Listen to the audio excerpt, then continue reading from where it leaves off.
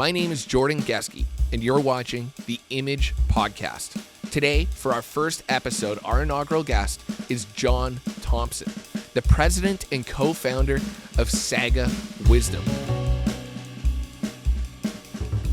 Well, thank you very much. I'm happy to be part of the inaugural podcast. I was in here once plugging you guys to give a testimonial, and here I am in the podcast chair, ready to get interviewed and talk about whatever the heck you want to talk about. Yeah, you did a great job. We're still very appreciative for the testimonial, and from there, I thought you'd be the perfect guinea pig to kind of see where we can run with this new podcast setup. So So let's give a little bit of a background on John and a little bit of a background on Saga and what it is that you guys do within education and within oil and gas, if we could start there. Sure. I'm an engineer by background. I've been working in the oil and gas industry, I think, for about 17 or 18 years, reservoir engineer specifically. Got into digital learning and built a digital learning company with a few buddies because we recognized, like pre-COVID, that we needed a better education and training solution for our industry.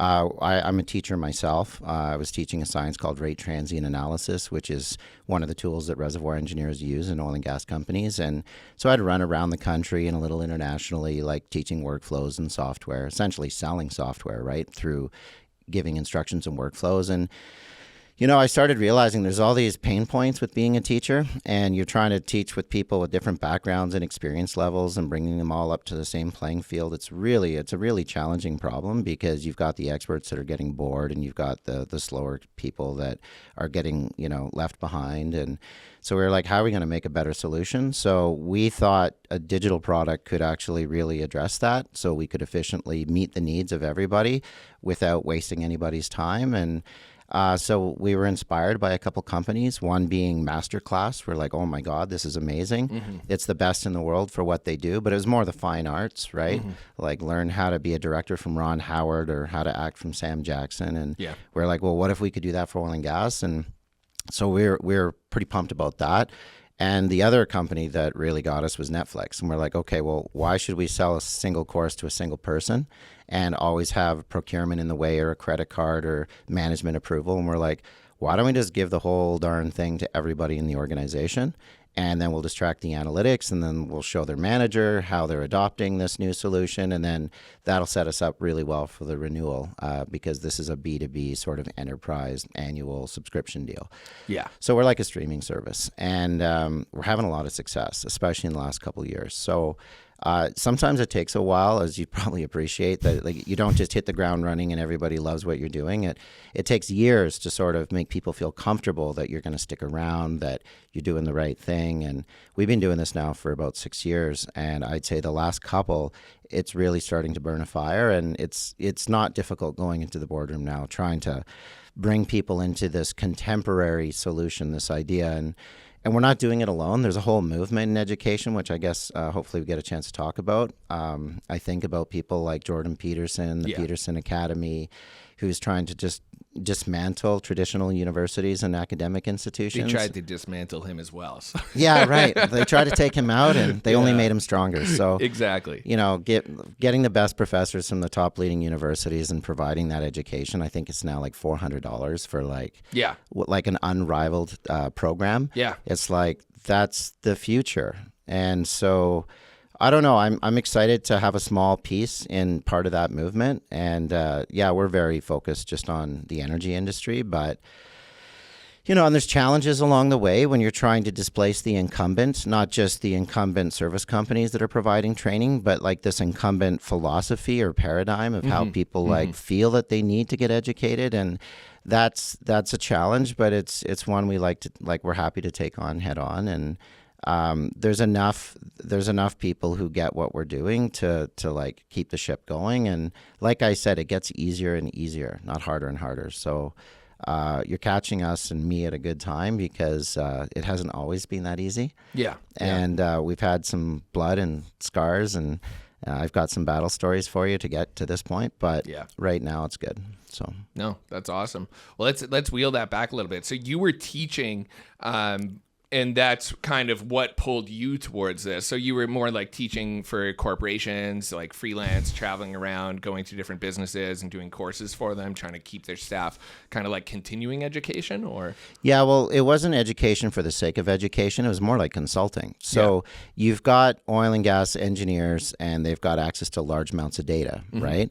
In my case, it was data that comes off of wellheads, production rates and pressures, and from that type of information and a little extra other data and information, you try to extract insights about what's going on in the ground, in their reservoirs that hold all the oil and gas.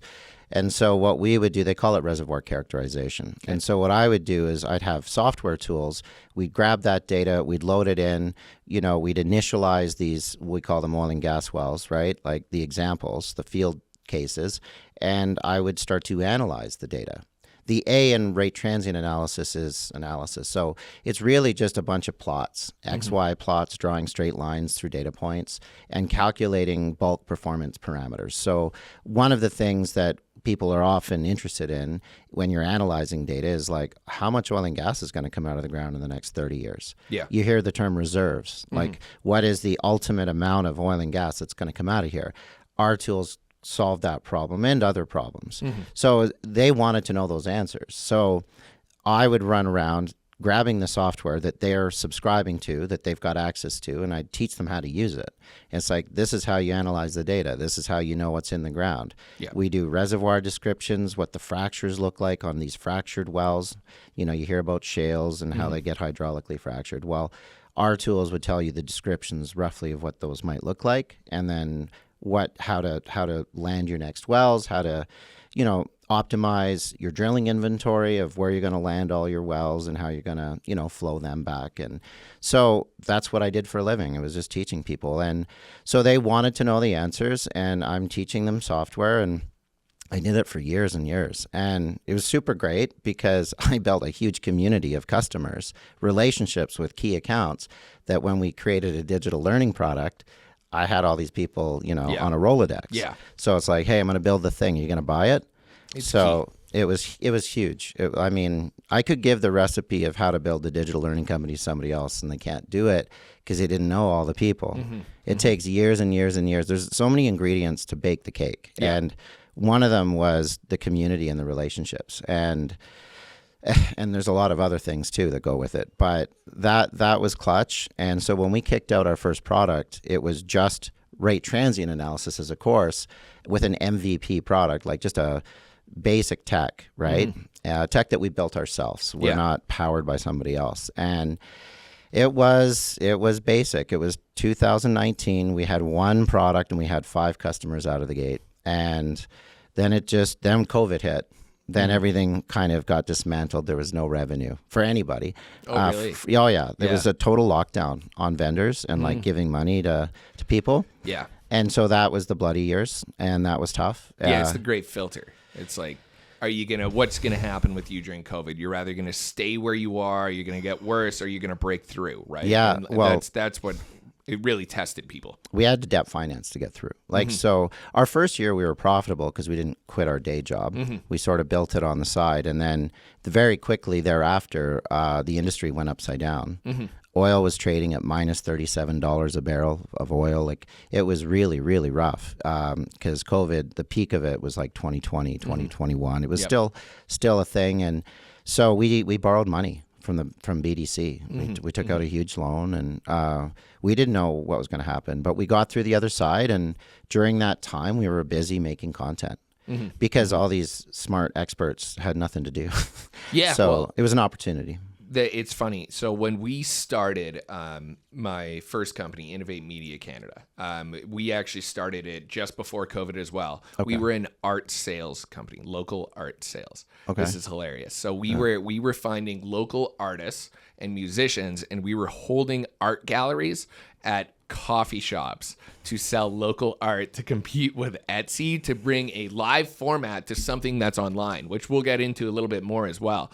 But it's funny that you say that because we were totally dismantled from COVID. But what we had built was this insane social media website that had e-commerce and profiles and messaging and being able to contact artists for a commission. And me and my business partner, Brett, we looked at it and we thought, well, we're obviously good at designing websites. And when we started going to help other businesses go online, we pivoted from our original name was Kiwi Nut, which makes no sense. There was no Kiwis on the team. But what we did when we pivoted, all of our friends who worked at CBC as journalists, all of our friends who worked as videographers, as graphic designers at all these large companies, they all lost their jobs. So we ended up getting a team of 7 or 8 people out the gates of really good, best in the world guys who were waiting for work. They were all laid off at the time, or they were working from home and were like, we can take some extra cash. So both of our businesses benefited from the serendipity Yeah. of the opportunity of having all this talent Yeah. looking for something to do. Yeah. Yeah. So, it's yeah. it's quite funny. Yeah. Yeah. And then we pivoted because we went from art sales into everything. Yeah. Well, you know what's interesting about art sales is I can totally understand why that would have waited. The live in person stuff, like you can go to Etsy and you can buy art that you like, but there's the relationship component with the artists and like meeting and greeting and getting the story and the whole, I don't know, the people who have that kind of money to buy like fine art. Oh yeah. They love the I don't know, the interaction, like the human component of talking to the artist and having them like do more than just taking a look at the picture online. Like, oh, it's very powerful. I could see that being powerful and effective. Yeah, I'm very good friends with a very famous artist here in Calgary, Paul Van Ginkel. He's done a lot of like the Stampede posters. His artwork's incredible. If you get the chance to go to the Stampede this year, he's been in the Stampede gallery there. In the Oasis, I think they call it. He's been in there for 20 something years. I've seen plenty of the posters year over year, all the way down. Yeah, he does 6.5 foot tall paintings, right? And when you see them in person versus the website, I did a documentary on him actually. And when I first saw his work, it was only online, and he invited me down to his studio. And when I walked in, I was instantly just like, holy shit, because he had 30-40 paintings out, and one on a huge easel, and they're giant, and the aura that they give off is so much more powerful. Like, is he still doing the thing? Like, is he still making art? Yeah. He's painting. That guy's nobody paints like that guy. He's a machine. He's a businessman too, and he's made a very good living for himself. I'll send you over a link to the documentary if you want to watch it. So no, for sure. I know that you guys love Viking stuff. He just did a little Viking series. So I think it sold in like 5 minutes at the auction I went to. So really, it's off the table, but it was incredible. Yeah, and you made the documentary, right? Yeah. So I directed the documentary with our production studio. I'll show you Paul here. I'll just show you quick, and we'll throw it up on the screen. The Viking one, if I can find it. This one, MF Viking, he named it for, I assume, motherfucking Viking. Yeah, probably. That would make sense. Okay, that's pretty badass. And that was like, it was a 1x1. So that was a 1x1 painting. I think it was like we're gonna need that for like 7x7. We're gonna need something like that for our office. Clearly, yeah. He's really incredible. Yeah. So I'll definitely try to introduce you guys to him because it's quite something. But speaking of the Viking stuff, okay, so there's a little bit more to your guys' origin story too, right? Sure. So you're talking about the relationships. You're talking about how everything kind of happened to fall together because COVID's going to push all these things away, and you had to debt finance. But let's talk a little bit about the early relationships. Like, you didn't start it by yourself. How did like you and the core team like come about? Well, we had worked together at previous companies. We were already working at the second company at that point. It was called NCS Multistage, and it was around I don't know the specific timing. Maybe it was 2016 when we started talking about this. We'd been at the new company for about a year and a half. We came from a company called Faquette, and Faquette created a culture of like education matters and always be learning something. Like every day you should be learning, and they really tried to support their engineers and their young professionals to be like writing papers and getting published and just disseminating knowledge and teaching. It was a very big part of the company that they supported and rewarded, and the leaders in the company were not the sort of Napoleon Bonapartes on the horses sending their troops into battle. They actually grabbed the axe and led by example, and they're like, follow me. And that type of stuff really inspired you to kind of like emulate them and look up to them. And so it was bred into us as we, all the founders of Saga that worked together at this company, recognize that like, okay, we really dig education. We really want to be proponents of that. And then we're like, yeah, but education in our industry is really archaic. Like it's like it's live and it's in person, and you got to fly the smart guy to the boardroom, and there's tons of costs associated with it. It doesn't scale well. If you want to like revisit what he said, you can't, because it's gone. Like even if you wrote notes in a binder, like you're not going to remember it. And and we're like, okay, we got to crack this nut. And it started in a bar. Like we're going to Moxie's having pints, and it started just with 2 of us and 3 of us, and then we added a couple more guys. We lost one along the way, and yeah, like we were just really jammed because we were like, like everybody respected each other across the table. Yeah. And to be honest, like one of them said, our current CEO, he just looked around the room. He's like, honestly, guys, whatever we're going to do, we're going to be successful. Because it's less about the product and more about the people. Yeah.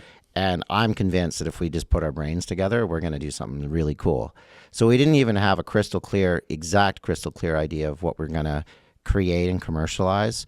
Of course, we had a bit of an idea, but that at the beginning, that's all you have is like a bar napkin and a sketch and just a belief in the people that you're going to build a product with. And and yeah, it kind of worked out.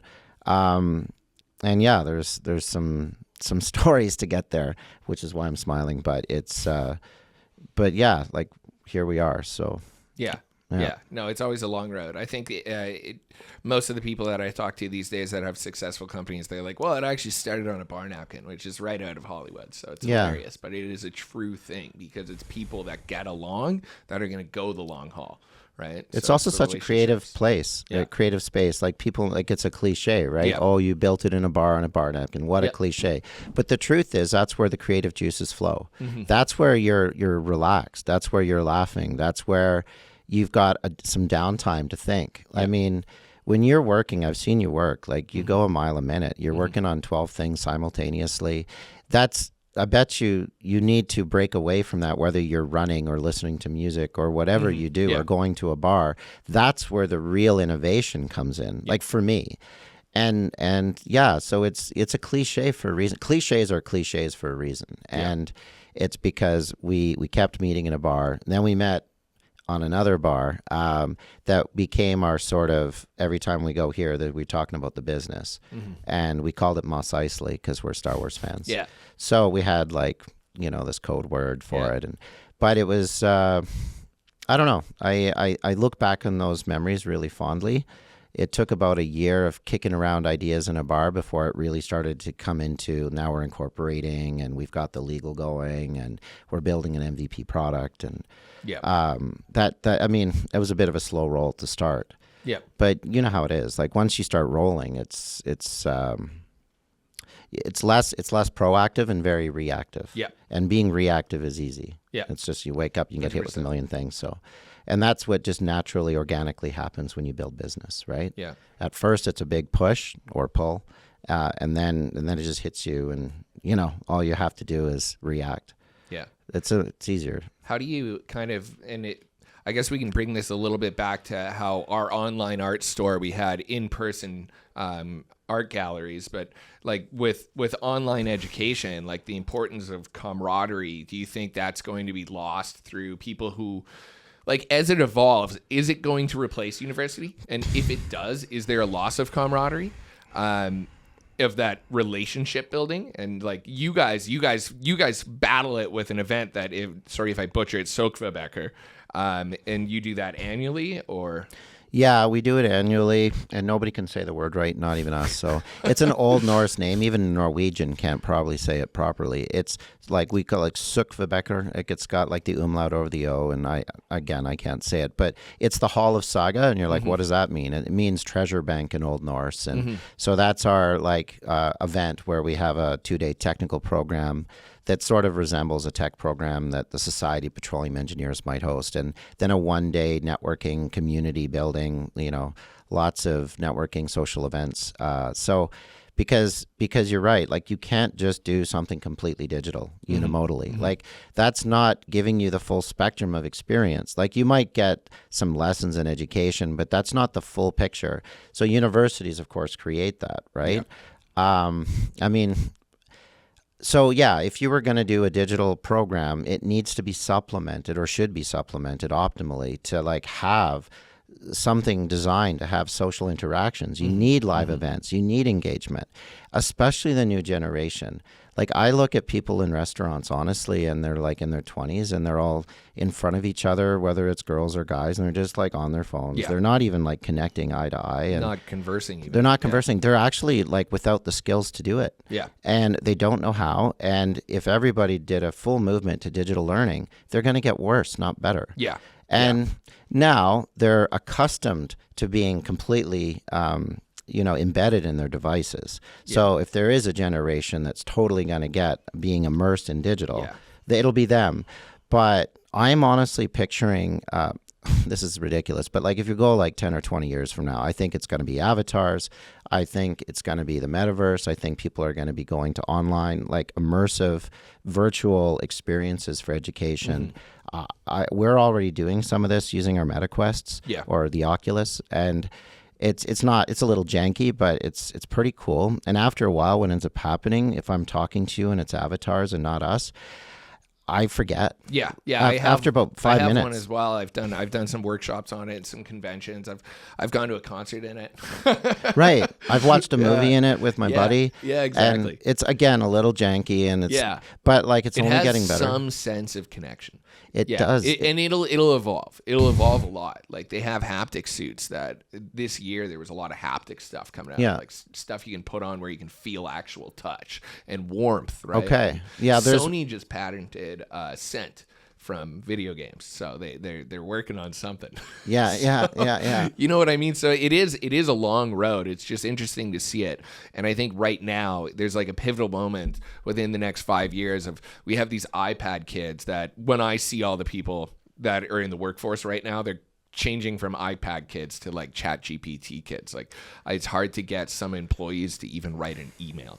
They're getting ChatGPT to write an email, and I'm like, this is too much stuff. You should be write like a 6th grader, write as clear as possible. You don't need to write 3 paragraphs to ask somebody to send over the collateral. Well, like I'll get back to Zuckerberg because you raised it, but like just to put a bow on this, it's like my son had a grade 5, grade 6 like science project, and you can use AI. It's like write this report or project like a grade 5 kid. Yeah. And it's like, here it is. Yeah. And you can modify or edit, and there's Copilot and all these other tools. But at the end of the day, like AI is going to be completely integrated into everything that we do, every app, everything. But I can tell, and I'm kind of like, if you've used pure AI and you haven't modified it or edited it or personalized it, it becomes pretty obvious to anybody who uses the tool that this is like. Oh yeah, we're very integrated with AI. Me and my development team, like we're full stack developers. When somebody hands something to us, we're like,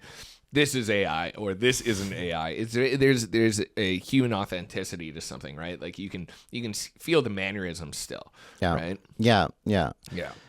Getting back to our live event, because coming back to sort of the theme of, can you go fully digital, or do you gotta, like you talked about universities and like the human component and the sports and the stuff. And it's like, well, in our company, we have our annual event to bring everybody to physically together and, have some drinks and hang out and make some jokes. And those are critical events. Like they're not a nice to have, they're a must have. Yeah. Because that is the foundation of our community.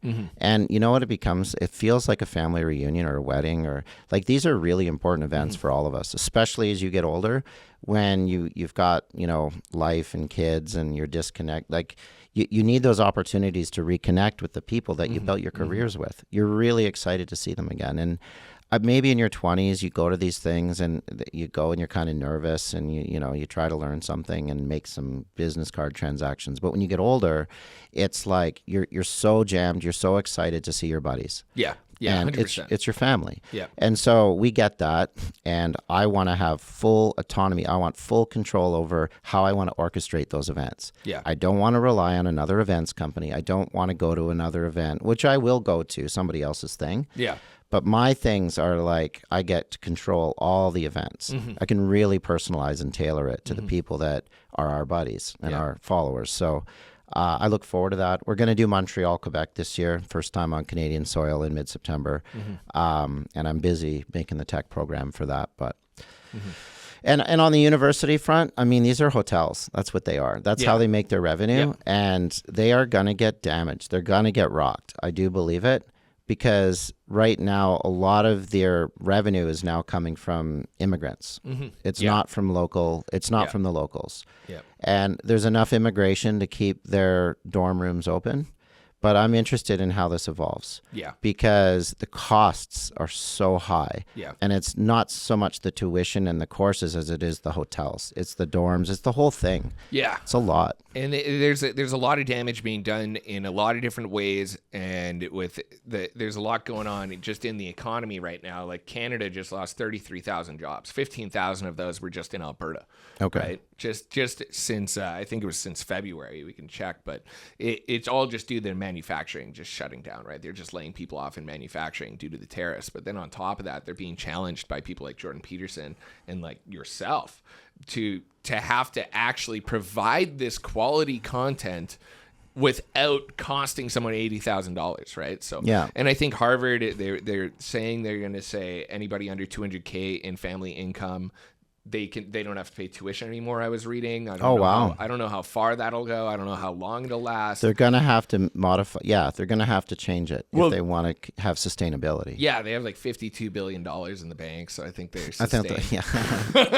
That's right. Yeah, that's right. Yeah, the interest on that's probably pretty hefty. I bet you these places do start to take like a hybrid or modified approach where they have different types of certificates and credentials to cater to the people that want to have a digital Harvard type certificate versus like I'm going to physically show up. It's probably going to evolve to have like multiple streams and different types of programs. Because they're not going to lose sight of the revenue. And the fact is, like, who doesn't want to have Harvard and Stanford and these types of things part of their resume build, right?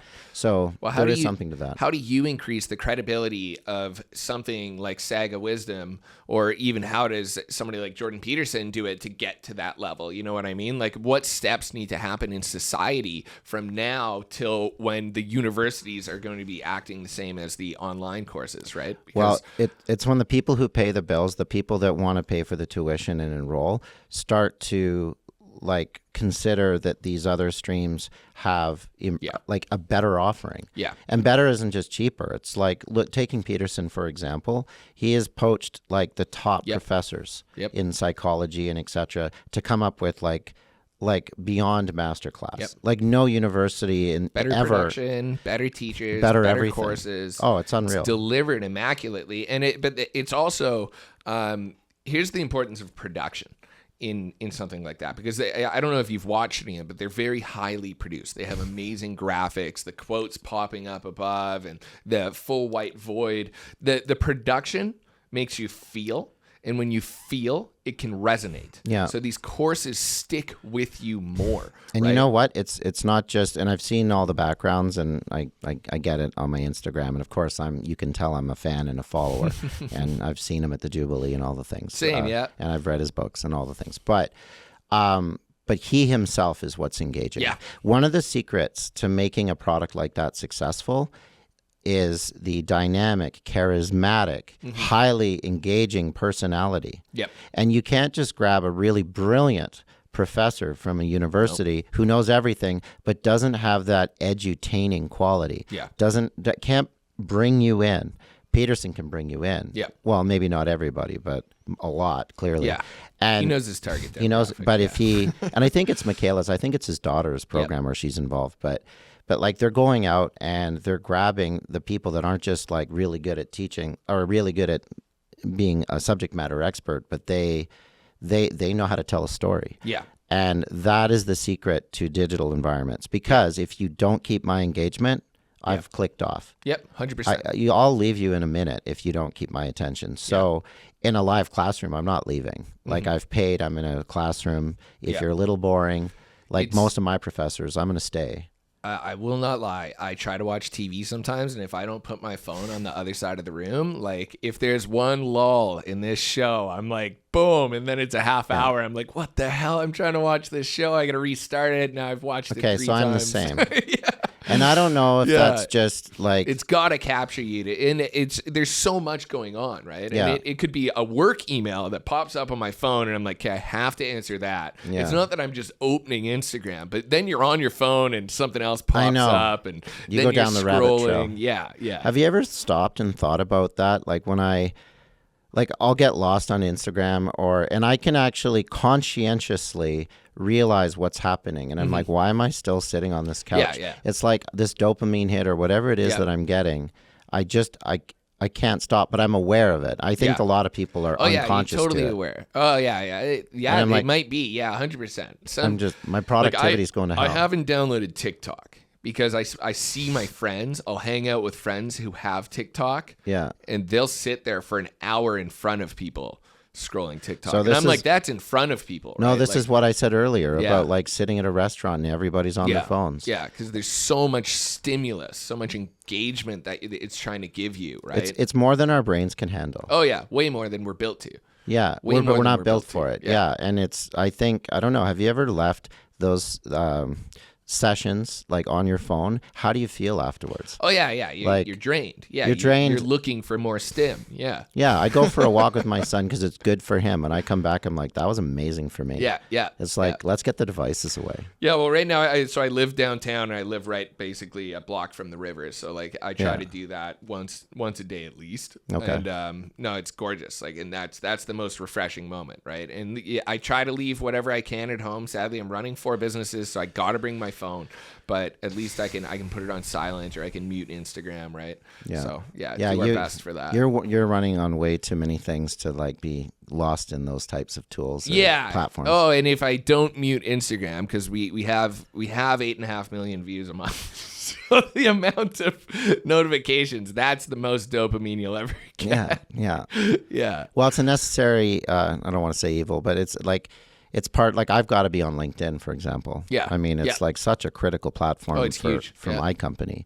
I don't need to be on Instagram or TikTok, but I'm guessing you might, like with Innovate Media. Yeah, sadly. Sadly, right? And I'm happy that we don't, today anyway, we don't have to. Yeah. That might actually evolve and change as our company evolves and changes. And but it's, I'm also of a different generation. I'm older than you, and I'm a Gen Xer, and I'm going to be turning 50 in August. And so I absolutely remember what it's like not to have any of this stuff. And, I like the stuff like everybody else, but I understand why it's not the most healthy. So take our product or any digital training product, like you've got to build in, breaks. Yeah. And that's what I do like about digital products. You can come in for 10 minutes. Yep. You can be on the toilet. You can be like, I'm going to learn something. Yeah.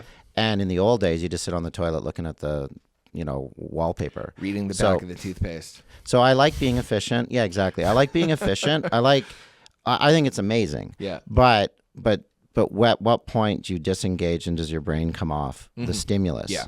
And that's a hard balance that I haven't fully captured or figured out yet. So yeah. I don't know about you. Well, we'll get there.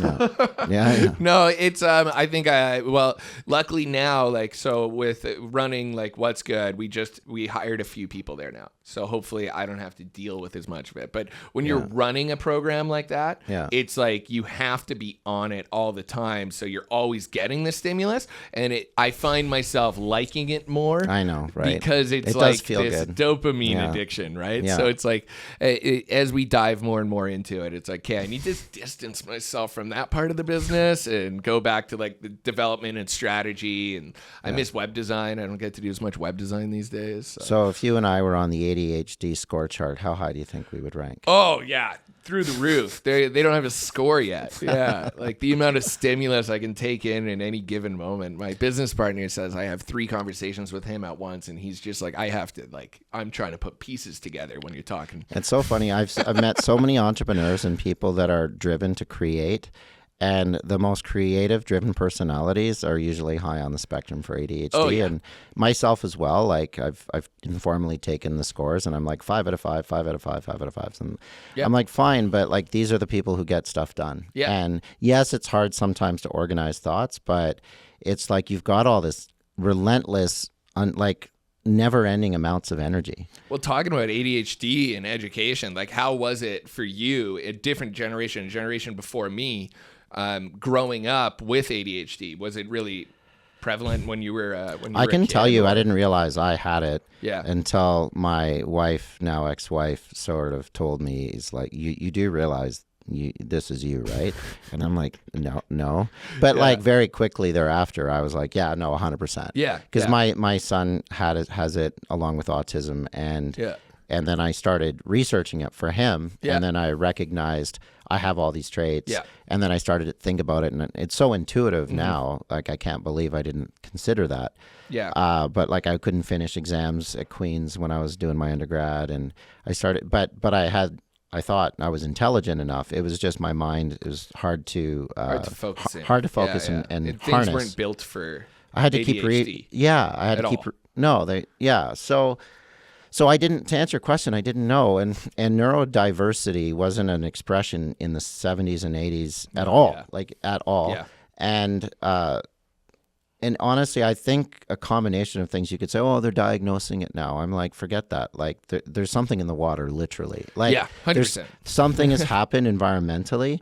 Yeah. In what we're eating, drinking, exposed to, cell phones. I have no idea. Mm-hmm. Like, I'm not the guy to tell you it's this, but I will say, as a matter of fact, for sure, like you can't convince me that there is something that is promoting increased levels of neurodiversion, whether it be autism, ADHD, Yep. within the younger generations. And at what point is that happening, right? Is it happening as you're growing up, or is it happening before you're born? You know what I mean? Like that's another thing that really has to be figured out, because it's probably not a clear answer. It's probably a gray area. Right? Yeah, and there's so many people with the tinfoil hats going, "Oh, it's your immunization. It's your vaccines." There's one answer. Everyone thinks there's one answer. Yeah, and oh my God, Have you seen this world? We're not doing anything really right. no, and Yeah. so many people are now like scholars because they saw a news line or something that this is it. Like, oh, you took Tylenol while you were pregnant, or it's.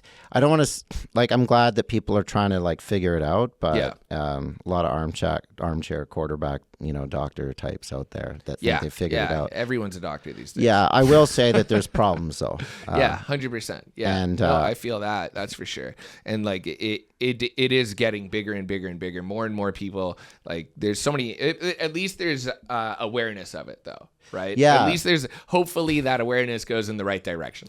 Yeah, hopefully the leaders of the medical community, are the ones that lead it. And the problem is that people don't really believe in the leaders of pharma or the leaders of health. Or People have opinions about facts these days. This is true. Yeah, so it's hard, right? All the quote #fake news and stuff, and like. And there is obviously biases when you're getting into the people that are trying to educate you, but they're like incentivized monetarily to tell you a certain message. And it's really hard.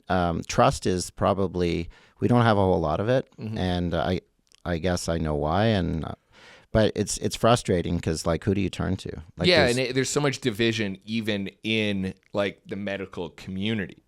Like even within the doctors, there's people who are trying to play celebrity as a doctor, so they cling on to an extremist portion of things too, right? So there's like, you have both sides, and it's just like, I'm just looking for the guy in the middle who's going off facts. That's right. Like, where's the research, right? That's right. So it's like, it's hard to kind of to even trust like medical opinions that you hear online. You can't do that. You need to go. You need to see a doctor. You need to do research yourself. And it's not, research does not account to going on to Instagram, to going on to, you know what I mean? And I've got so many friends that get their education that way. Yeah. And so anyway, it's what an era that we're in right now. As things like, think about what's happening in the last 10 to 15 years. It's unbelievable. Even you saying like, you remember distinctly when none of the technology was around. Yeah. I grew up when it was like drip fed to me, like perfectly from the early 90s to now. Every year something new a big thing was coming out, right? Yeah. So it was like, as my brain was able to handle it, they were coming out with it. Well, how old are you now? 32. Okay, Yeah. and I'm 49. So when I was in the era when you called a girl on the phone to take her on a date, there's no call display, there's no cell phones, and it's like you get the dad or the mom, and they call their daughter, and you can't breathe, your heart's beating through your chest, and it's like now these kids are just like can cowardly send a text message and just have a whole text relationship. It's like the world is so profoundly different. And that's just like a great example. And you can hide so much emotion, though. You can hide through everything. Text, right? Or you can be a brave hero. You're not learning to deal with the emotion at all. These kids, they don't know how to actually confront one another. It's all like, well, no, I can just say whatever I want. Yeah, they're so brave. I'm wearing such a mask that no one can see how I feel. So brave as they put their comments and then they're right. So. Yeah, and that's through everything, through relationships, through arguments, whatever it is. Right? And all the hate online these days. If I've got a serious conversation, I will always pick up the phone. Yeah. Or meet you. Yeah. But this, Anyway, it falls into education, though, right? So that same mask is evolving so quickly. The mask is now, well, you don't even have to do the work. Right, like people are just using so much AI to kind of engage with their university studies and everything too. Oh right? yeah, like it's that digital mask is so much more relevant than it ever was. Yeah, and I'm actually supportive of people using AI to cobble 100%. together the foundation of an argument, as long as it's not like "and I'm done." It's like no, like that gave you a framework that was helpful. It's a tool like any other.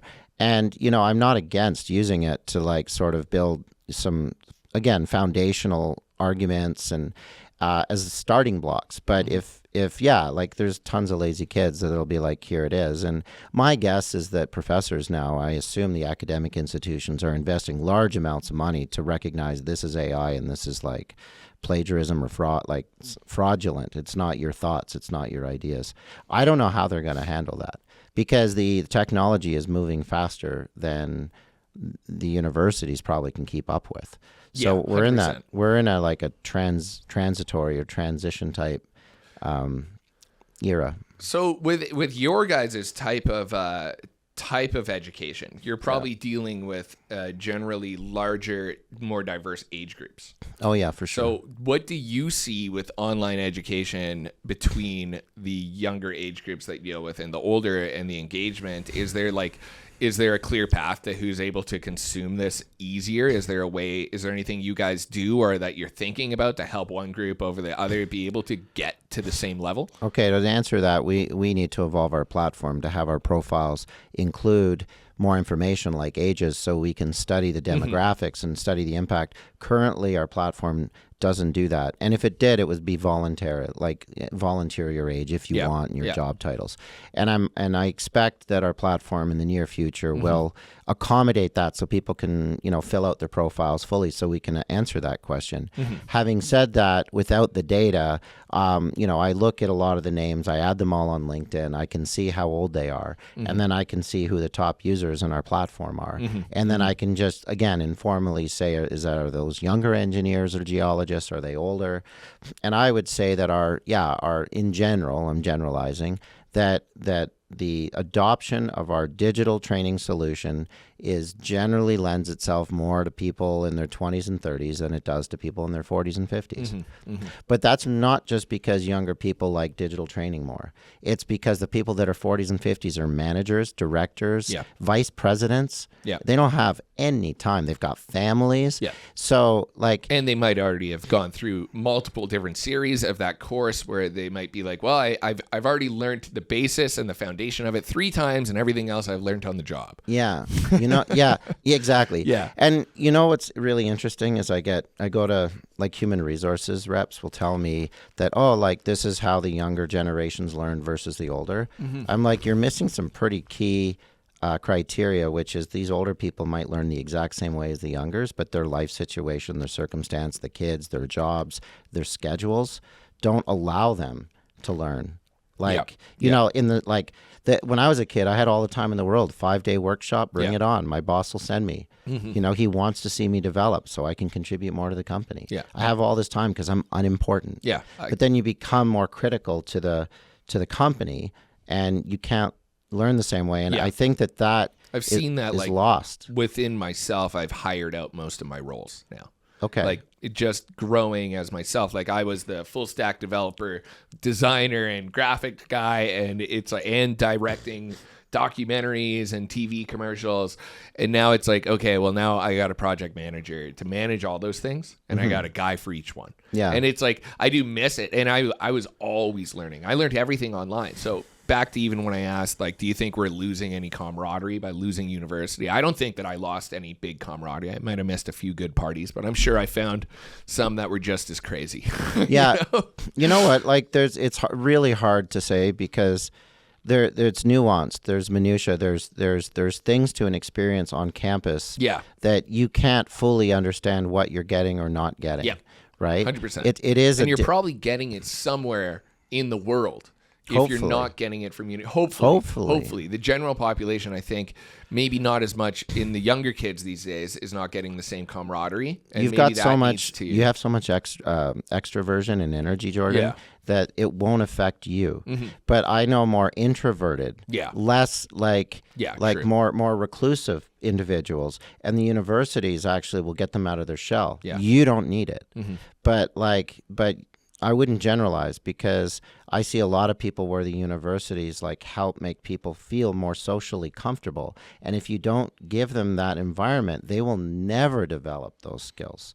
And so again, not me and you, like, no problem. Like we'll figure it out. We'll go to a bar. Like we'll go to a house party. Like we'll find the people. We'll figure it out. We'll figure it out. But I was recently at a Calgary Petroleum Club event for the SAIT students. And it's designed to be like, I don't know, probably get a bunch of people in industry to like look to them, to hire them for practicum placements, which we've done, by the way. We've got a few of them at Saga, just help support the community, and they help us. And but what we have 2 students starting just next week. You do? Yeah. Okay. We do about 12 students a year. Okay. Well, you know what I observed at these like social functions? They're just like crippled and paralyzed with like social anxiety. And I'm like, come on, you know, like buy them a drink. Like, let's get going. Like, relax. And, you know, a lot of them don't drink because they're not, you know, they're for religious 40% reasons. Of adults have switched to non-alcoholic in North America. Oh yeah. Even even like people that have more than first generation Canadians. Yeah. It's interesting, and maybe not a bad thing, actually. But, okay, so drinking aside, like, they're still paralyzed. 100%. Right? And alcohol, as we all know, can, like, loosen people up so that they can talk. So, but it's incredible, like, how different it was maybe 15, 20 years ago when I'm looking at the group of people, and even though they're in their early 20s, they knew how to talk. Like, they were comfortable. Yeah, they're still young, and you're, like, the senior manager type, and there was a bit of, you know, nerves, but it is unbelievable now from what I can observe. So that's probably what I see as like the biggest pain point in like education that needs to be like evolving, is like, well, we need to be working on like critical thinking, because people are stopping critical thinking. They're critical thinking, debate, and like camaraderie. Those are like the 3 things that I find like we have to find a way to get that back into education. Right.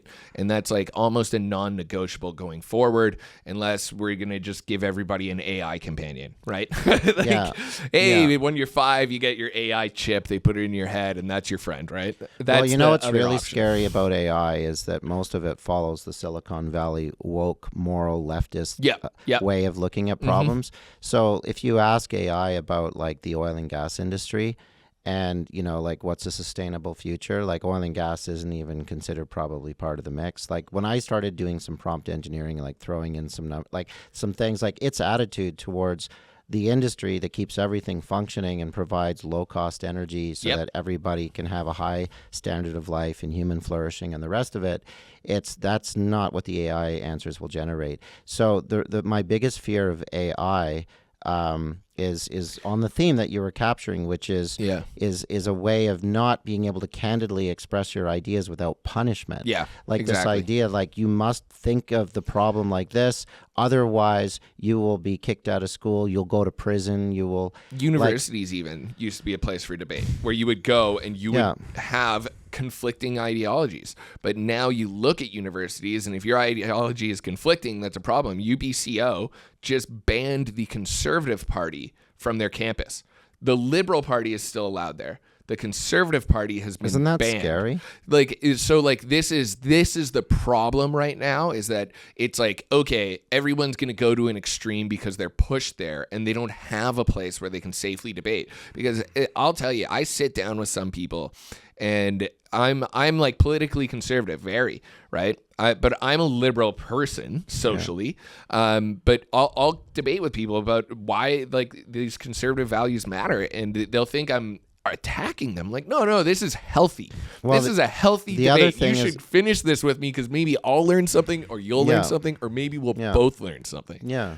It's not. I mean, I find the other person across the table is more emotional than they are logical. Yeah, and that's the problem. And sometimes I'll present logical arguments, and it's like, their answer to me is potatoes. Like it doesn't even relate to what I'm trying to present, and it's been weaponized. Yeah, like it's a big problem, and like you can obviously tell that I'm more on the conservative side, but like you, a lot of my views on social ideas are liberal. Like I would say they're left leaning, and anybody who grew up with me and through my 20s would clearly see that. Like, but the idea that we're talking about here is just limiting like voices in the room and going to Orwellian society where everything is doublethink and everything is really controlled, and it must be this narrative, otherwise you're a bad person. And that's the scariest thing that we're in right now. And that is absolutely what frightens me the most about what's going on in the world today. It's not digital media. It's not like Instagram. It is a complete, what's the word? Like, you must think this way or you're the devil type attitude. Yeah. And I can't, that's a huge concern. Yeah. No, 100%. I think that from just in this conversation's good because we're talking about bringing these things to light, and we're talking about education and the ripple effect that it has when it's not all inclusive, right? And it needs to be all inclusive. We have to think about, as technology evolves, how do we make that inclusive?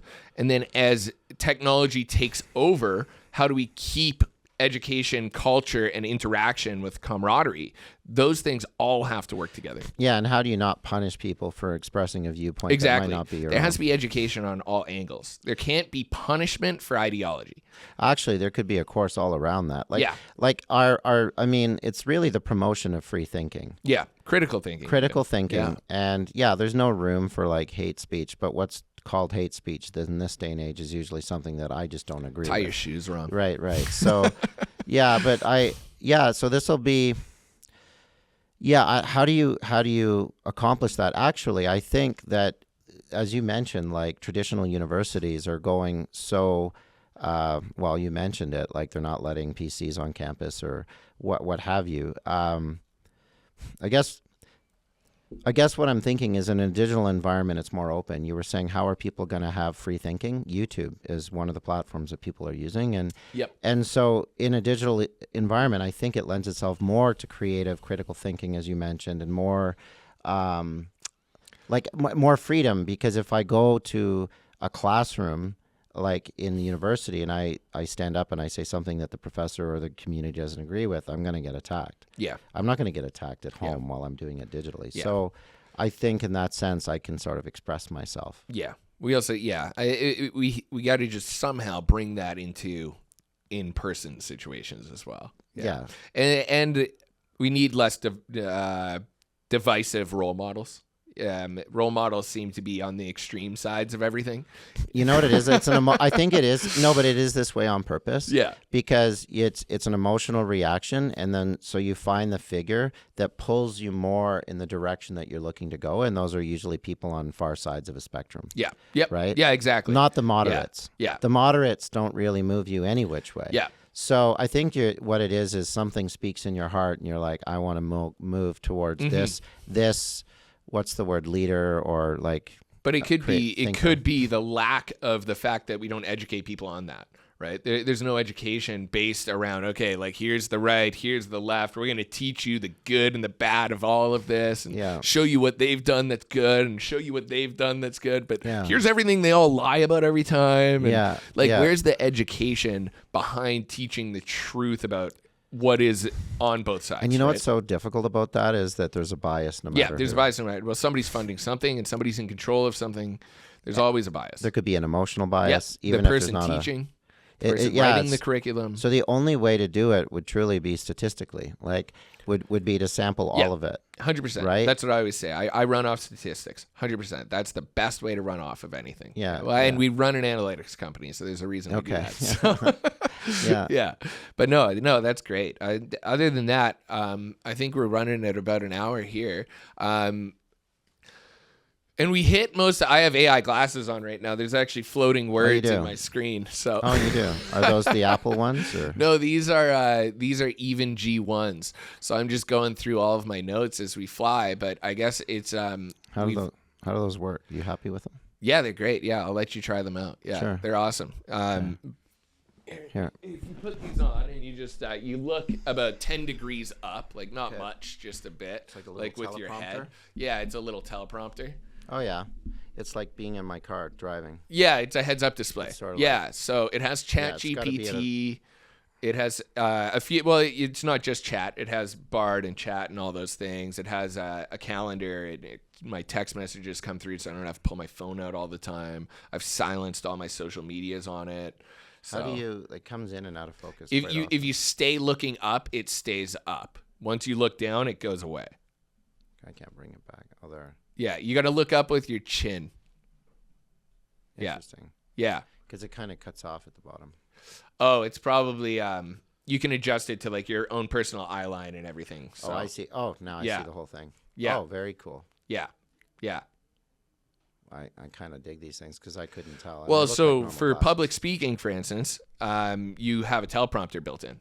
Right. So it literally word for word, and the AI knows where you're at well. So it'll scroll with you. You can turn on subtitles for any language. They have the top 10 languages on here right now, and they keep adding more. So you can sound like you've just like memorized your speech. Everything, yeah. It takes some practice to like read off of here without looking like you're an idiot. But you don't have to look up when you turn teleprompter on. You can look wherever. It'll stay up. Yeah. And you can edit that if you want it to turn on when and where. So and there's like swipe up, down, tap on the ear. So no, they're really cool. Well, and like this is great for education as well, right? Like these things need to be integrated, right? So no, absolutely. Well, they're going to create a more effective delivery of messaging, so people aren't ahs and ums and what's my thought. Yeah, exactly. Staying on. Yeah. No, like I mean, I'm a big fan of some of the technology for improving overall delivery of communication in general. So it's pretty awesome. We've had quite the philosophical discussion about what's going on. I don't know what's next for Innovate Media. What are you working on? Well, right now, so Innovate Media is doing great. We also have Innovate Media. We have What's Good Calgary. We have the production studio as well. And then what we've moved over to is Image, which is where we are right now. Image is the business development, go-to-market strategy. We're working on a few different disruptive case studies right now with a few different businesses that we're basically using analytics to dive into different things like home renovations to say, how do we disrupt this industry, right? At a large level, we're talking big numbers, big companies. So it's pretty cool to evolve into that. But most of those companies, like forever, we've been getting outsourced to by business developers and different strategic companies, right? And go-to-market strategy and these big corporations that don't have a outfit in Calgary, right? So these big Toronto marketing companies. I was going to say, you touch a lot of, your fingers are on many different industries at once. What's the industry that you think is the big opportunity that right now that we're looking at? Like, well, education, I'm working with a ton of people in education, a ton of people who are bringing online education together. We're talking to a dental academy right now that's hybrid. So you only do 13 days in your year actually at a dental office and the rest is online, right? And you have still that in person and surgical and all this stuff, but most of it's online. Then I'm talking to career college, police academy, right, where they have 100% placement rate because they're just going to do all the tests that the cops are going to do to you before you even get there, right? Okay. So like there's so much of this online school and career college that we're working with, and that's really cool. We're working with some sales academy, right? So but not for car sales or house sales. We're talking enterprise level sales, like when you're closing a 30,000 unit deal with the government or something like that, right? Those are that scale. That's kind of fading out in the world right now, and it's not being taught. I think so. Recently, we brought on James Levy as our chief marketing officer. He's from TELUS. He was telling me, I think it was the average age of an enterprise sales rep these days that's being recruited is 55. Okay, so that's a problem. Yeah, they're not getting younger; they're getting older. Yeah. There's no enterprise sales reps, right? They're not getting educated for it. They're not going through the steps for it. Sales is a rigorous process, right? Like sales is you have to be indifferent, right? So that's going to be a really fun project. Yeah, for you sure. gotta have a thick skin. Yeah, exactly. And the cool thing is, though, as we create Image, this go-to-market strategy business development company, we just outsource to our businesses, right? We're not outsourcing to a third party like most of them, right? Where 60% of your revenue gets lost in the stream. Right. It's just coming back to us. So, yeah. Okay. Yeah. So where can people learn more if you're interested in Saga? What's going on? Do you guys have any events coming up? Do you have any webinars, anything like that where people can kind of touch base or... Yeah, no, absolutely. Like our main website provides most of the information, and it's sagawisdom.com. So that's where you'll get onto our marketing site, which you developed. So, yes, we did. So thank you very much for that because it looks pretty slick. Thank you, sir. And, you can access our app, which provides our repository or our catalog of courses, of which we've now got 87, which are technical and non-technical courses, and several of which, are good educational training courses for people that are not even in the oil and gas industry, which is nice. As far as events that are coming up, like of course there's our annual technical conference in Montreal in mid-September. That's available. Information on that's on our website. Another one as of just a few days ago that I'm looking at launching in partnership with AWS and Quantify, in terms of backing us with all of their horsepower of developers and resources and AI guys, is an event local in Calgary that we're targeting for July 22nd. And that is going to be just like Gen AI tool development for problems that are facing operators in the upstream side of the sector.